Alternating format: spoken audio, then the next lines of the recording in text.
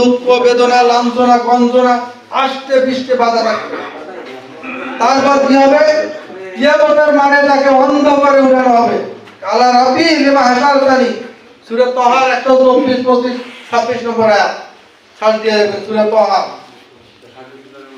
মানুষগুলোকে অন্ধ করে উঠানো হবে। মানুষ বলবে কালা রাব্বি, হে আমার রব, লিমা হাসালতানি, আমরা তো দুনিয়া সব দেখে আসছি, আজকে অন্ধ করে উঠালেন।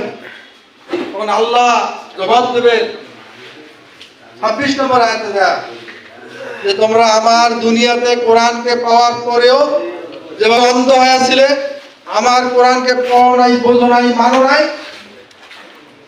ঠিক সেভাবেই তোমাদেরকে অন্ধ করে উঠানো হবে। এজন্য আমাদের কোরআন পড়া লাগবে না? আপনি জামাত ইসলাম করেন না করেন, আমাদের আহ্বান, যদি আপনি মৃত্যু সজ্জায় যেতে চান, যদি আপনি কবরে শুইতে চান, আপনার কোরআন পড়িয়ে কবরে শুইতে হবে। খুব কঠিন কাজ নয় আমার নাজাতের জন্য, যেহেতু ভাগ্যকর্মে দুনিয়ায় এসেছি।